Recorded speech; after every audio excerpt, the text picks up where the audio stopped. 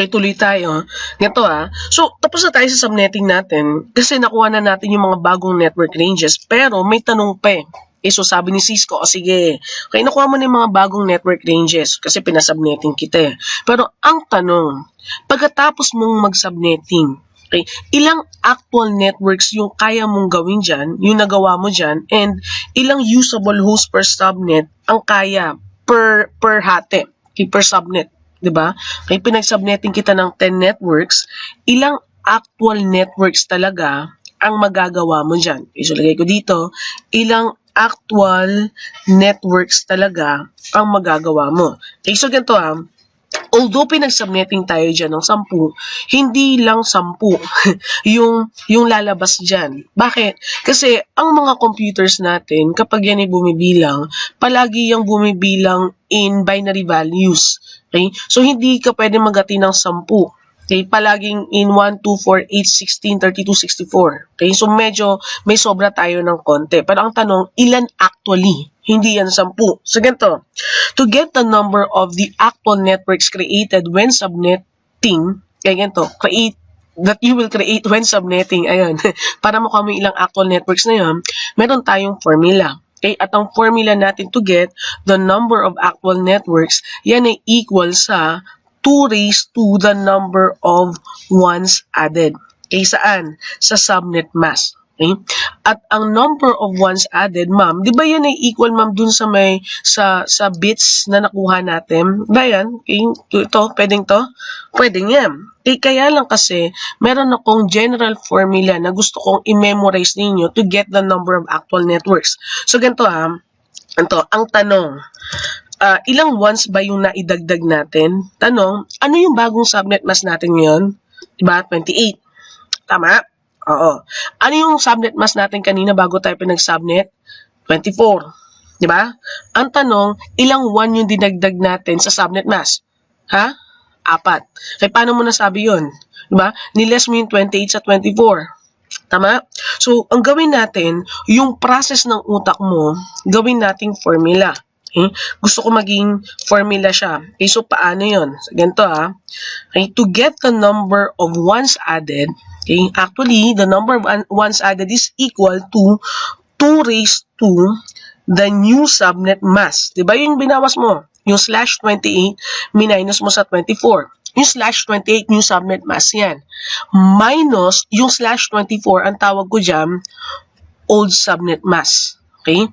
Kaya ang formula natin to get the number of actual networks, yan ay 2 raised to new subnet mask minus old subnet mask. Bakit? Ito ang gusto kong gamitin natin. Okay? Ang tawag ko dito, yan yung general formula ko. Kasi, yung formula natin to get the number of actual networks, yung in-squarean ko na yan din yung formula na gagamitin natin to get the number of actual networks regardless kung tayo ay nagsasubnetting by network or nagsasubnetting by host. Okay? Kasi pag nag-subnetting tayo by host, iba yung process natin. So, mag-iiba yung number of bits doon. Okay? So, gusto ko, kapag nagme-memorize ka ng mga formulas, di ba, mga one formula for everything na. Okay? So, medyo konti lang yung formula na baon mo sa exam. Okay? Or konti lang talaga yung formula na baon mo sa utak mo. Mahirap yung 1,000 formula Di ba? Parang nung nagbo-board exam lang kami, hindi ko na kailangan mag-memorize ng 50 formula. Kailangan ko lang yung 2 formula. Tapos pagdating ko doon sa exam, bahala na akong mag-derive. Diba? Mahirap mag-memorize ng 50. Mag-memorize ka na ng 2, tapos i-derive mo na lang doon lahat ng mga kailangan mo. Ganon. Wala lang. So, ganon din sa CCNA exam. Okay? Mas madaling mag-memorize ng 1 lang. Okay? So, ito siya. Yung formula natin to get the number of actual networks yan. So, solve natin. Ilang actual networks ba talaga yung magagawa? Hindi yan 10. Diba? So, to solve, yan ay equal sa 2 raised to, naging square, yan ay 2 raised to, okay, ang new subnet mask natin ay, yan, diba, slash 28, minus, ang old subnet mask natin ay slash 24. So, yan ay equal sa 2 raised to 4. Ano ang 2 raised to 4? Okay, ito ay 16. Kaya yan ay 16 networks. May shortcut pa ako. Ganito. Take note kung kukuha kayo ng CCNA exam, take note, hindi ka pwedeng magdala ng calculator sa exam, bawal. Okay? So, kailangan marunong ka mag 2 raised to 4. Okay? So, para mas madali ng konti, ang mga exponent, pwede mong gamitin yung kamay mo. Okay? Anong ibig ko sabihin? Teka lang, gusto ko lang kamay ha. Ito ha, ang ginagawa ko kasi kapag nagkukumpute ako ng exponent, ginagamitan ko liyan ng kamay. Di ba ang sabi ko nga sa inyo, ang binary value natin, 2 raised to 0, 2 raised to 1, 2 raised to 2, and so on. Di ba? So mag-umpisa ka magbilang dito sa may pinakakanan na daliri mo. Yung 1 dyan, 2 raised to 0 yan.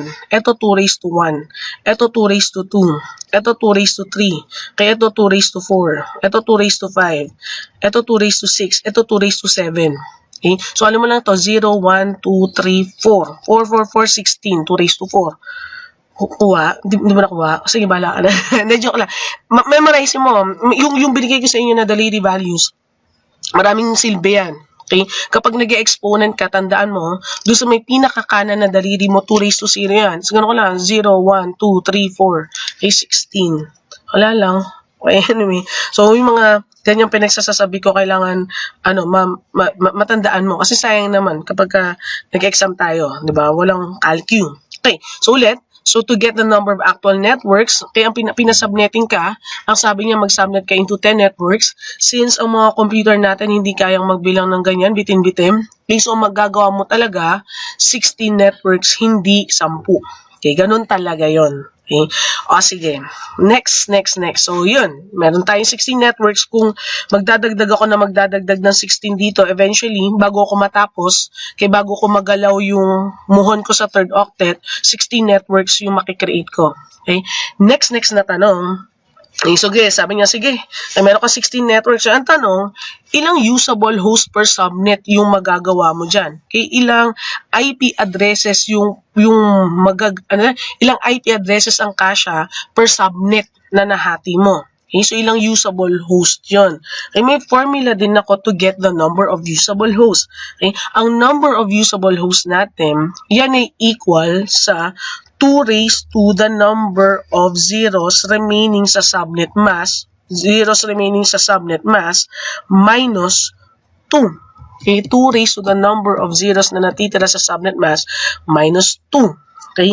Ngayon, ma'am, ilang number of zero ba yung natitira sa subnet mask natin? Ma'am, anong ibig mo sabihin? So, ganito hindi ba ang bago nating subnet mask ay /28?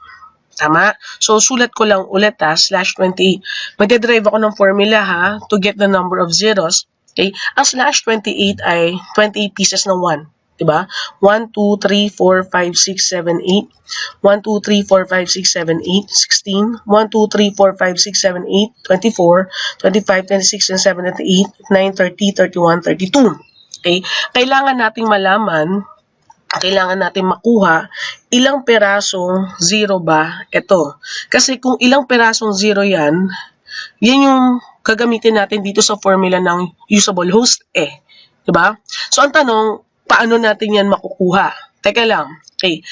Take note na lahat ng, yung total number of zeros mula dito hanggang dito. Okay, mula dyan hanggang dyan, diba? Ano yan? Yan yung ating new subnet mask. Yan yung /28.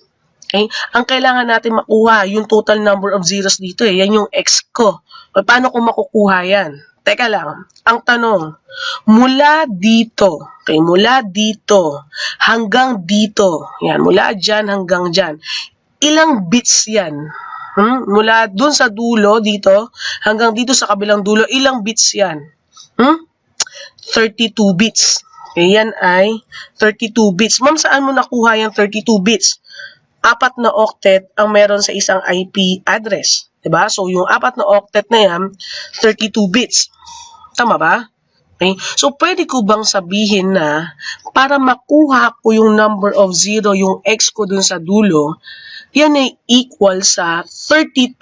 Yung 32 na to, i-minus ko yung total number of ones dito. Lalabas yung 0. Hindi ba? So, 32 minus yung new subnet mask. Tama ba? Tama? Tama. Okay? So, yan yung formula natin to get the number of zeros sa subnet mask. Okay? So, to get the number of usable hosts, yan ay equal sa 2 raised to the number of zeros sa subnet mask.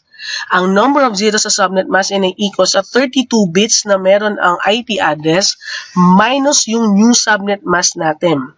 Bakit nga ulit natin kailangan ibawas yung new subnet mask? Kasi siya yung total number of ones na meron sa subnet mask natin. Okay? Minus 2. Bakit meron tayong minus 2? Kasi bawal gamitin yung network address and yung broadcast address. Kuha? Sige. So, ito ay equal sa 2 raised to 32 minus ang new subnet mask natin ay /28. Ayun, no? Diba? Okay, so 2 raised to 32 minus /28 minus 2. So, ito ay equal sa 2 raised to 4 minus 2. Ano nga ulit yung 2 raised to 4? 16 minus 2. So, makakapag-create tayo ng 14 usable host per subnet. So, 14 usable host. Makikita nyo yung usable range natin dito, di ba? 14 yan. Tama. Kuha. Yehey. So, tapos na tayo finally just sa subnetting na yan. Di ba? So, tapos na tayo dyan finally sa subnetting. Siyempre, medyo naguguluhan ka pa dyan ng konti, di ba? Siyempre, medyo naguguluhan ka pa ng konti. Solve pa tayo. Okay, ng iba pang subnetting. Kaya ganito. So, pwede mong kopyahin to ng konti kung gusto mong kopyahin or kahit mamaya na kapag nag-solve tayo ng susunod. Okay, sige. So, class C, itong unang problem natin. Solve tayo, subnetting pa ulit tayo pero class B naman. Okay, class B subnetting, next video.